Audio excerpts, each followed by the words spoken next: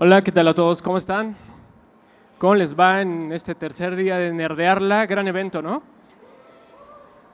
Qué padre. Muchas gracias a Nerdearla por la invitación. Y pues bueno, yo les voy a hablar un poco acerca de Java. Yo creo que muchos aquí desarrollamos, pero ¿alguno aquí maneja Java? Perfecto, muy bien. Bueno, esta charla yo la diseñé para nuestro grupo de usuarios que se llama Java México y pues es un poco técnica, aunque pues la recorté bastante porque sé que aquí probablemente hay personas que desarrollan, pero tiene mucho que no han tocado Java o visto Java. Y pues bueno, hoy vamos a hablar un poco acerca de los mitos que han acompañado a Java a lo largo de los años. Pero bueno, me presento yo, mi nombre es Javier Ramírez, me conocen también como Benek en redes sociales y pues bueno, a lo largo de mi carrera, ya tengo más de 15 años trabajando en la industria del software, a lo largo de mi carrera pues he fungido diferente tipo de roles, desde desarrollador hasta DevOps, hasta incluso ingeniero de preventas y demás, ¿no? Entonces, pues ya llevo un buen rato en esto. También por ahí de 2008 más o menos fundé la comunidad Java México. Hacemos eventos, somos una comunidad de desarrolladores que simplemente nos gusta mucho el desarrollo de software con la plataforma Java y pues hacemos eventos, pues eventos tanto presenciales aquí en Ciudad de México como eventos también en línea. De hecho, también tenemos un podcast que hacemos mensualmente en el cual hablamos de qué ha sido lo nuevo, las novedades y además pues todas las cuestiones que salen alrededor del desarrollo de software mes con mes. Entonces nos pueden seguir y encontrar casi en todas las redes sociales como @JavaMéxico. Estamos en el canal principal, es el de YouTube, pero también estamos en X o Twitter, estamos en Instagram, hasta en TikTok también ya tenemos. Y bueno, actualmente me desempeño como Technical Lead del área de Software Engineering en una empresa que se llama TripleR. Y bueno, me pueden encontrar como @Benek en Twitter, si quieren por ahí compartir algún mensaje, y en LinkedIn.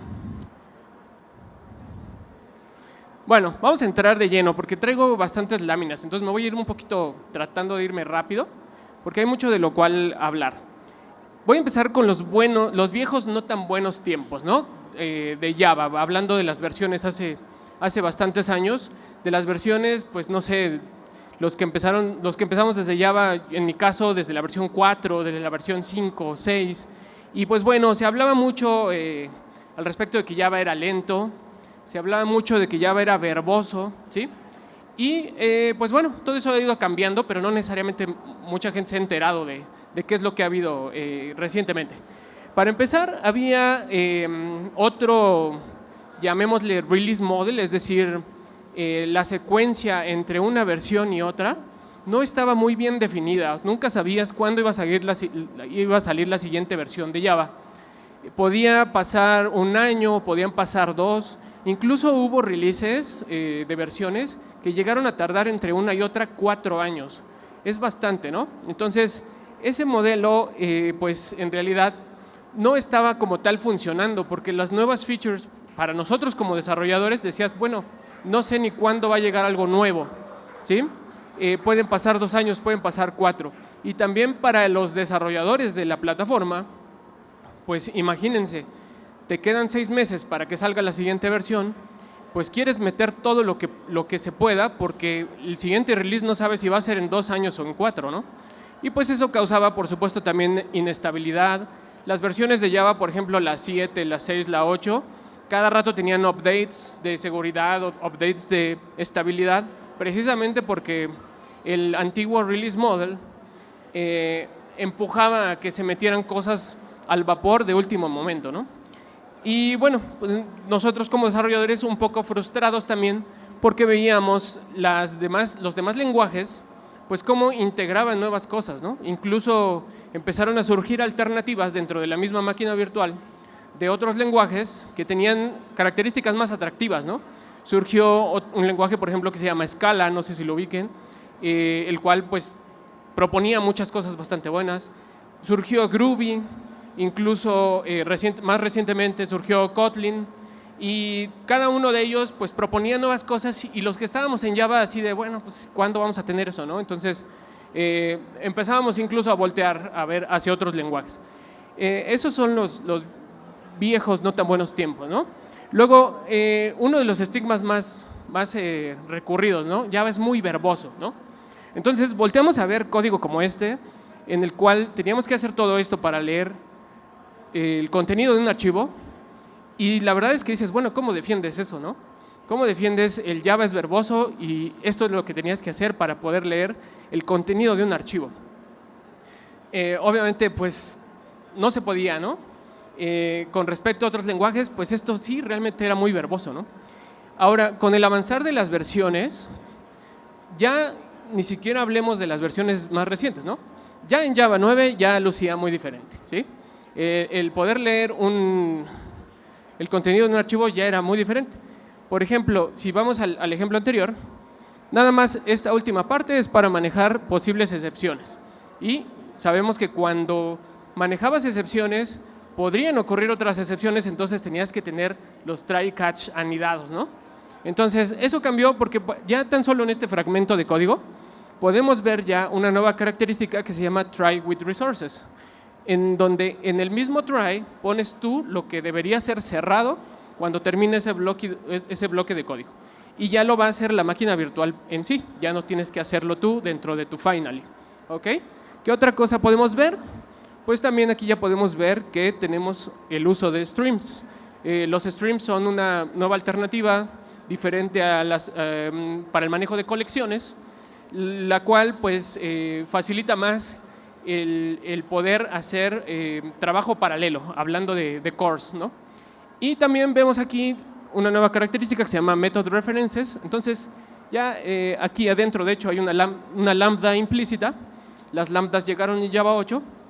Y pues bueno, el código ya luce más breve y luce bastante mejor, ¿no? Y eso que estamos hablando de Java 9. ¿Alguien sabe en qué versión de Java estamos actualmente? ¿No? 23. ¿Sale? O sea, en los últimos años han pasado bastantes cosas. ¿Y qué es lo que vino a cambiar? ¿Por qué estamos de pronto ya en Java 23, no? Muchos seguramente se están enterando. Pues bueno, el release cadence a partir de Java 9 cambió y ahora ya el modelo de nuevas versiones dicta que sí o sí, cada 6 meses va a haber una nueva versión de Java. Sí o sí, pase lo que pase. Ahora ya no es, me voy a esperar hasta que esté lista mi big feature y en eso pueden pasar 2 años. No, ahora ya no. Ahora va a haber un tren que va a partir cada 6 meses. Las features que estén listas se van en el tren, las que no, se esperan al siguiente. Y entonces ya no existe ahora tanto esa prisa por vamos a meter todo porque quién sabe cuándo va a ser la nueva versión, sino ahora es, ok, no está lista, no hay problema, en 6 meses sale otra, ¿vale? Este nuevo release model ha fungido de manera muy eficiente a las nuevas features que han salido con Java. Y también empezaron a marcar lo que les llaman versiones LTS, de Long Term Support, que quiere decir que cada ciertas versiones se va a marcar una como LTS que va a ser de soporte de largo plazo. Es decir, esa la podemos tomar y vamos a tener la seguridad de que el vendor que ocupemos, ya sea Oracle, Amazon, el Microsoft, el que sea, le va a dar soporte de largo plazo a esa versión. Entonces tenemos la seguridad de que va a estar bien soportada por un buen tiempo. Y bueno, entonces pues eso empezó a agilizar mucho más. Además, otra cosa que se integró es que cada versión también trae características que se les llaman preview, que quiere decir, ok, vamos a lanzar esta característica que no es final, es decir, puede que sea permanente o puede que no, pero vamos a lanzarla para que ustedes la puedan usar y puedan dar retroalimentación a la gente que está desarrollando para ver si realmente está funcionando o no. Entonces, tenemos ya en cada versión características que se les llama preview, que son como un avance de algo que viene, los podemos usar. Y lo único que puede pasar es que quizá después la quiten o quizá después ya se lance de manera definitiva, ¿vale? Entonces, estas preview features también han funcionado bastante bien para tener nuevas cosas de manera anticipada. Entonces, si volteamos a ver esta lámina, pueden ver cómo en donde empieza la parte azul fuerte, de ahí para atrás casi pasaron 20 años y son bien pocas versiones, ¿sí? Y también no son tantas características, digamos, las que se integraron, ¿no? Pero sí son grandes. A partir de Java 9, que es 2017, ahí empieza el crecimiento sostenido y periódico de releases cada 6 meses. Entonces vean cómo la gran parte de la lámina o de la gráfica han sido los últimos años nada más, ¿sí? Y la serie de características que se han integrado también son bastantes. Esto ha vuelto muy ágil el poder tener nuevas características en la plataforma Java.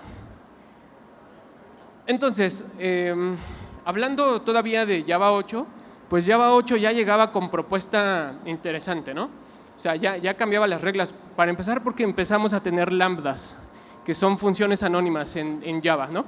Y eso, la verdad es que ha tenido un uso bastante permeado para los desarrolladores. Entonces, ya tenemos lambdas con la notación esta que ven arriba de arrow, de la flecha. Tenemos también referencias de métodos, las cuales son poder pasar métodos como referencia a un método, a otro método, que en este caso es a su vez una lambda. Adentro del for each hay una lambda implícita en realidad. También llegó el API de streams para poder manipular colecciones, pero de una manera pues más como para filtrar, ¿sí? Filtrar y mapear, que es más o menos el modelo de MapReduce. También la clase optional para los que hemos tenido que lidiar en algún momento con el null pointer exception tan famoso. Y bueno, tratar de aminorar un poco que existan esos escenarios de null pointer exception. Está la clase optional. Y también pues algunas adiciones a APIs que ya existían, pero no estaban tan bien implementadas. Por ejemplo, la API de manejo de fechas y tiempo, pues la clase date original en realidad era un dolor de cabeza, ¿no?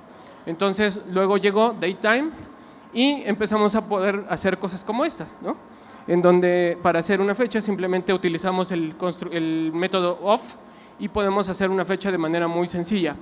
E incluso podemos hacer cálculos entre fechas también de manera muy sencilla utilizando los métodos para poder utilizar este tipo de operaciones. Entonces, eso ya era Java 8. Y luego, a partir de JDK 9, mejoras no nada más al lenguaje, sino también a nuevas APIs. Han surgido nuevas APIs. Han mejorado mucho el rendimiento. Hay un reto por ahí en GitHub que salió de la comunidad Java, que se llama The 1 Billion Row Challenge, que es un reto para procesar 1.000 millones de registros en la forma más rápida que se pueda, ¿sí? Ese reto lo hicieron en varios lenguajes y Java lo logró hacer casi por menos de un segundo en algunas implementaciones. Entonces, el rendimiento también ha mejorado mucho. Incluso si ustedes tienen una base de código que funciona con Java 8 y así tal cual la mueven a la versión Java 23, aunque no toquen una sola línea de código, ese mismo código se va a comportar de manera con mucho más performance que la versión de Java 8. También han cambiado cómo se ejecuta Java. Recuerdan, seguramente si lo vieron en alguna clase o algo así, aunque no manejen Java, que tienen que tener un archivo de código fuente.java y luego hacer una compilación con el comando javac, que les va a dejar un .class y luego ejecutar ese .class, ¿no? Entonces, eran esa serie de pasos, ahora ya no es necesario. Simplemente un archivo de código fuente se puede ejecutar directamente con el comando Java y ya el comando va a hacer la compilación implícita por debajo de todo eso. Entonces, han habido muchas cosas. Por ejemplo, esta es una gráfica de las nuevas características de la versión 21 a la 23, es decir, a la actual. Ya son varias, ¿no? De la 21 a la actual. Ahora, si lo vemos de la 17 a la actual, son algunas más.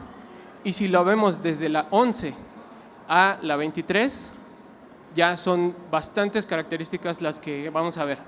Y bueno, hoy vamos a ver algunas de estas, que son principalmente las que tienen que ver con el lenguaje.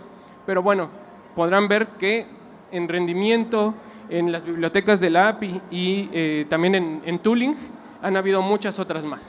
Pero bueno, nos vamos a enfocar un poco en las de lenguaje. También muy importante mencionar, cada versión de Java históricamente siempre ha tenido un enfoque mucho de buscar que sea retrocompatible. Es decir, que si yo me subo de versión o me regreso de versión, no tenga yo, me subo nada más de versión, no tenga yo un problema para poder compilar el código que funcionaba en una versión inferior. Creo que conocemos algunos casos, por ejemplo, si aquí hay alguien que haya manejado Python históricamente, pues el paso de la versión 2 de Python a la 3 no fue tan transparente, ¿verdad? La versión 3 en realidad no podía correr código de la versión 2. Obviamente, pues eso tenía sus ventajas y sus desventajas, pero en el caso aquí de Java, siempre se han fijado en que el código en versiones nuevas se siga comportando de la misma manera. Entonces, en Java 9 llegó lo que se le conoce como el sistema de módulos. Este es un cambio de los fuertecitos, ¿sí? Si ustedes tienen código abajo de 9 y lo migran hacia una versión superior, probablemente vayan a tener que ajustar algunas cosas nada más en este tema del sistema de módulos. Y pues bueno, ¿qué es el sistema de módulos? En realidad, conocemos el concepto de packages, ¿no? En Java, todas las clases deben de vivir adentro de un paquete, ¿no? Las buenas formas indican que tenemos que desagregar y organizar nuestras clases en paquetes, ¿verdad? Pero ya en sistemas muy grandes, los que nos ha tocado trabajar con pues, aplicaciones enterprise ya muy grandes, incluso monolitos, por ejemplo, pues empiezan a chocar versiones, ¿no? Y se crea lo que se le llega a conocer como el jar hell o el dependency hell, en donde las mismas clases puede ser que tengamos dependencias en jars o en bibliotecas, que algunas dependen de una versión del jar, otras dependen de otra versión del jar, y pues empieza a ser un rollo ahí en cuanto a las versiones. Entonces, el sistema de módulos lo que pretende es crear también una abstracción más allá de los paquetes, que se fueran como paquetes de paquetes, para poder precisamente empezar a desagregar y organizar de mejor manera las clases que tenemos. Entonces, por ejemplo, si yo tengo un módulo en el cual voy a poner todo lo que tenga que ver con autentificación, puedo desarrollar todo mi módulo ahí adentro, pero solamente exponer un subpaquete de todas las clases que están ahí adentro. Entonces, de este modo, lo expongo aquí con el exports y desde otro módulo, por ejemplo el de user, lo importo, ¿sí? Pero solamente voy a poder utilizar lo que esté debajo de lo que exporté, que es external, ¿sí? Y todo lo demás se queda encapsulado adentro de ese módulo. Entonces, hay menos potencial de colisión entre clases. ¿Qué más llegó? En Java 10 ya tenemos el uso de la palabra reservada var, ¿sí?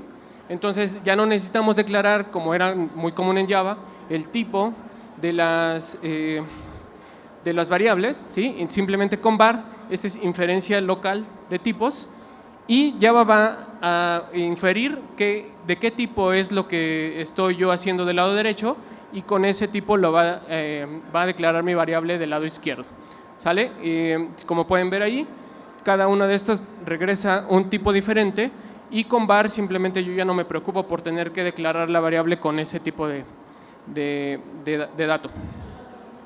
También llegaron otra versión de los switches. Si han manejado switches, se podrán pues, dar cuenta de que los switches habituales, el switch que es pues, de cierto modo heredado de C, era pues, muy extenso, ¿no? Para empezar teníamos que poner cada case separado por 2 puntos en cada línea, ¿sí? Y además tenemos lo que se conoce como el fall true, que quiere decir que si un caso entra, se va a seguir por todos los demás, aunque no coincidan, a menos de que encuentre un break, ¿verdad?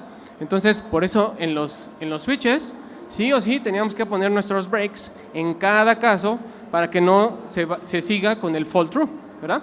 Entonces, pues, el código era muy extenso, ¿no? Con switch expressions ya cambia un poco y ya podemos poner varias coincidencias de un case dentro de la misma línea. separados simplemente con una coma. Podemos utilizar la notación de arrow para producir el valor que queremos que sea regresado en ese switch, o ese valor, en realidad, como es un arrow, puede ser una lambda que haga código. Es decir, dentro de esto, en vez de producir un valor, podemos tener también un bloque de código adentro que resuelva lo que queremos hacer. Lo importante es que en este switch expression devuelve, como pueden ver, aquí el mismo switch se está asignando a una variable. Entonces el switch produce un valor, por eso se le llama switch expression, porque en realidad el switch ahora es evaluado como si fuera una expresión que produce un valor. ¿Qué más? Bueno, nos ha tocado hacer probablemente a los que utilizamos Java concatenaciones de este tipo, ¿no? En las cuales tenemos que, no sé, a lo mejor concatenar HTML o conformar un query muy largo y pues tener que hacer el más igual, abrir y cerrar con el doble quote. Y pues bueno, ahora ya tenemos los bloques de texto, ¿no? En el cual simplemente con un triple quote le indicamos a la máquina virtual de Java o al compilador de Java que lo que vamos a escribir es un bloque y que respete todo el formato que esté ahí adentro. Entonces ya no tenemos que estar haciendo concatenaciones secuenciadas. ¿Qué más? Llegaron los records, lo cual también, si han hecho Java, seguramente se han topado con tener que hacer pojos o clases en Java, las cuales tienen que ponerles ustedes sus propiedades, sus getters, sus setters, sobreescribir equals, sobreescribir hashcode, sobreescribir toString, para poder tener un pojo que sea para almacenar información, ¿no? Este es el ejemplo, ¿no? Tenemos aquí, por ejemplo, una clase rectángulo en la cual tenemos simplemente largo y ancho, y esto es lo que nos importa de un rectángulo, ¿no? El tipo de dato de sus propiedades, pero también en Java pues tenemos que crear su constructor, sobreescribir su método get y set, sobreescribir su equal, sobreescribir su hashcode. Mucho de esto en realidad lo generaba el IDE que utilizáramos, ¿no? Le poníamos ahí autogenerar y nos quedaba una superclase sota, porque en este ejemplo tengo dos propiedades, pero en realidad los pojos en la vida real no son de dos propiedades, pueden ser muchísimas más. Entonces esto cambió para poder utilizar records y que quedó en una sola línea. Simplemente con este nuevo tipo de clase marcamos o definimos que vamos a tener un record que se llama rectangle y va a tener dos propiedades y le ponemos su tipo de dato y listo. Java por debajo va a generar sus métodos de acceso, su constructor, va a generar su equal, su hashcode y su toString, simplemente utilizando records, ¿vale? Y así lo usamos. Definimos una nueva variable de rectangle, la instanciamos y al momento de instanciar utilizamos su constructor para pasarle cuáles van a ser sus valores. Y ya podemos utilizar sus métodos de acceso. Los records tienen la particularidad de que son inmutables. Quiere decir que no pueden, una vez que definimos un record con la primera línea, ya no puede cambiar. Entonces, por lo mismo, solamente funge como si fuera su método get, ¿sí? Pero no hay un set como tal, porque ya no podemos cambiar sus valores, son inmutables. Otra característica bastante padre, que es una de mis favoritas, es el pattern matching, el cual ya existía en otros lenguajes y en Java nos lo han entregado como desarrollo incremental, porque pattern matching es muy complejo el tema, pero como la secuencia de releases de Java es cada 6 meses, pues no nos hicieron esperar a que esté todo, sino más bien en versiones de Java cada 6 meses nos empezaron a dar el pattern matching primero con algunas cositas y luego ya con otras más avanzadas. Por ejemplo, así teníamos antes que hacer un chequeo para poder utilizar una variable y que viene, no sé, de otro tipo, ¿no? Utilizando instance of para preguntar si el objeto shape es de tipo point y luego adentro teníamos que hacer un cast, ¿sí? Para convertirlo. Entonces primero chequeamos y luego hacemos el cast para poder asignar, ¿sí? Ahora con pattern matching simplemente cambió y desde el instance of le preguntamos que si es de tipo point y le ponemos que si es de tipo point de una vez lo ponga en P, ¿sí?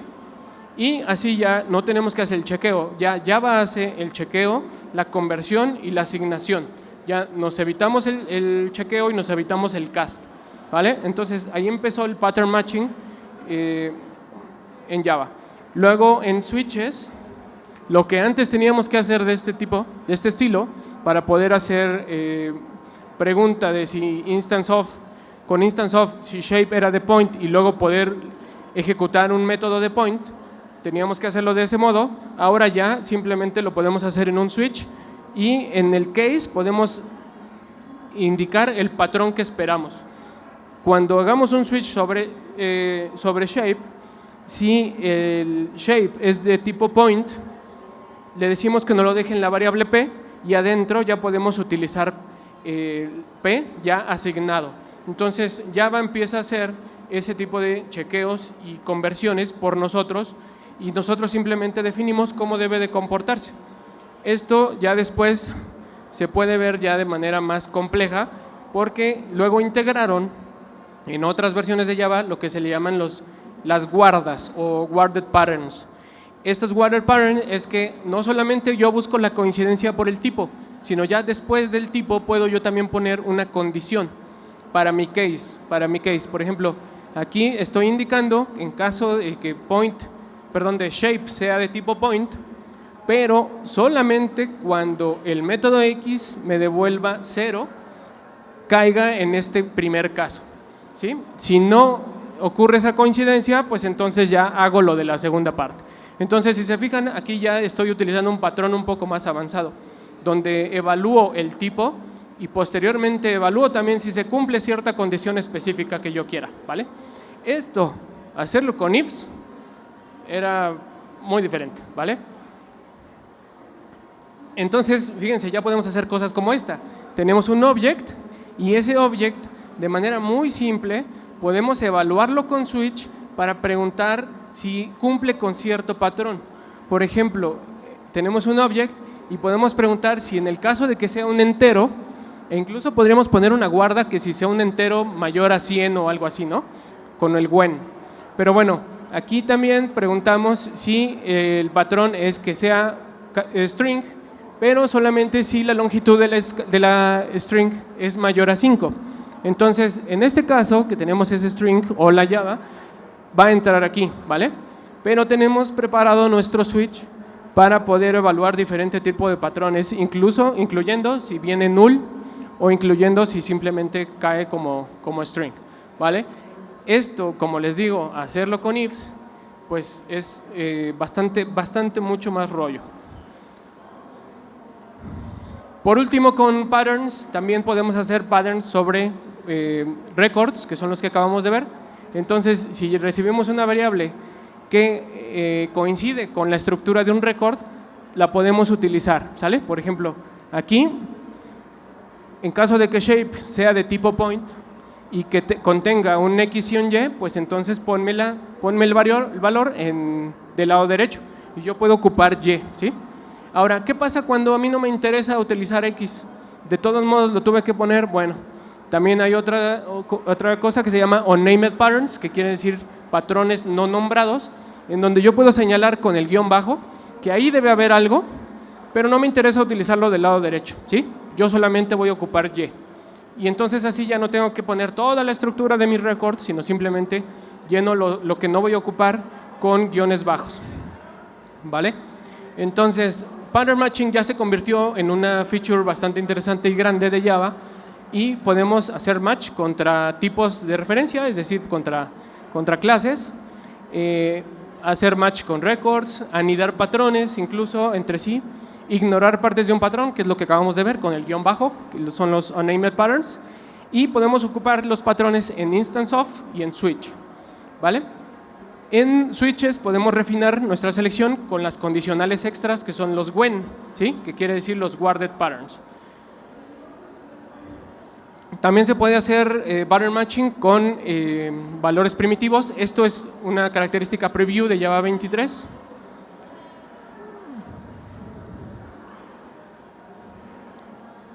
Y bueno, este es otro ejemplo de pattern matching con switches, ¿no? en los cuales podemos ya utilizar pattern matching con tipos primitivos y poder hacer cuestiones como esta, en donde evaluamos el valor que puede contener una variable que evaluemos con switch.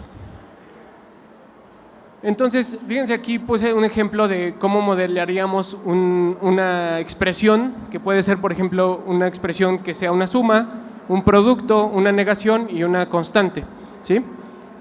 Arriba modelamos cómo se comportaría la estructura de nuestras clases, y abajo tenemos una función que se llama eval, que con pattern matching nos devuelve cómo se debe de comportar. Por ejemplo, en el caso de que sea una suma, suma los valores; en el caso de que sea un producto, los multiplica, y así igual, ¿no? En el caso de la negación, cambia el signo y demás, ¿no? Entonces, todo esto ya está mucho más breve que como se tenía que hacer antes de pattern match. Y solamente por just for fun, como quien dice, así se ve el mismo tipo de código en Haskell, ¿sale? Entonces, Haskell es un lenguaje puramente funcional. Entonces, quiere decir que pues ahí la lleva, ¿no? La gente que está haciendo Java. Y bueno, ¿qué más? Clases selladas también llegó en Java 27, en las cuales nosotros podemos ahora definir qué clases pueden extender de una clase que estemos nosotros modelando. Por eso se llama selladas. En Java, tradicionalmente, cualquiera puede extender de una clase a menos de que sea final, ¿verdad? Pero ahora ya con clases selladas ya podemos limitar eso, ¿no?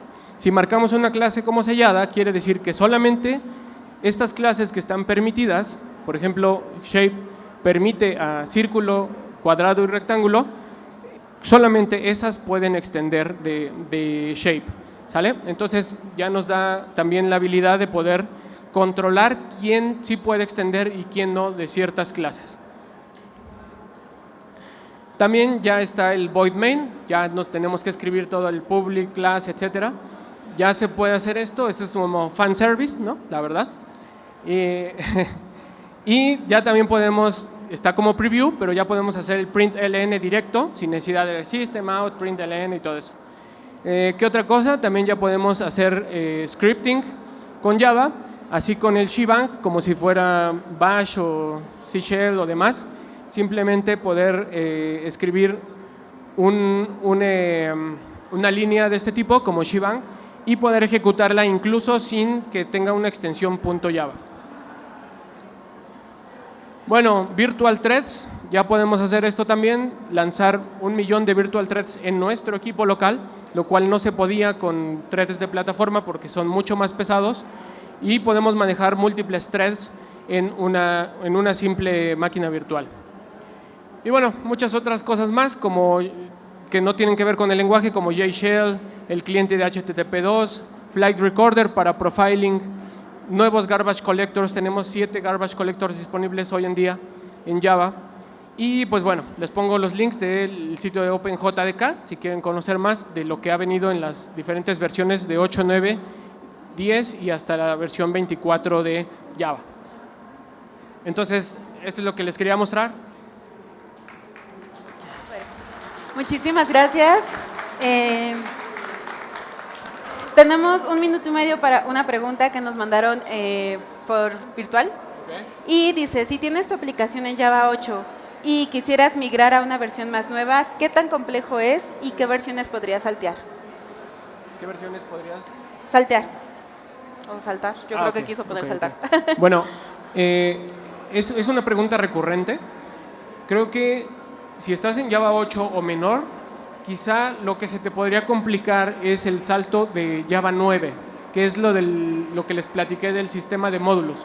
¿Por qué? Porque muchas bibliotecas, dependencias, no tenían módulos e integraron módulos. Entonces, quizá a lo mejor ese es el único salto que podría representar que tengas que hacer algunos cambios, pero una vez brincando de la versión 9 hacia arriba, es muy probable que el mismo código que tienes lo subes hasta la versión 23, por ejemplo, o si te quieres ir solamente a las versiones de soporte de largo alcance, que son las LTS, la última fue la versión 21. Entonces te puedes subir sin problema a la versión 21, que es la LTS, para que te sientas más seguro de que no es una versión intermedia. Y quizá lo único que te pueda representar un poquito de trabajo es subir los módulos, aunque es probable que no. También es probable que simplemente funcione cambiándolo de versión y listo. Súper, pues muchísimas gracias. Démosle un fuerte aplauso y pues si tienen algunas preguntas vas a estar por aquí, ¿cierto?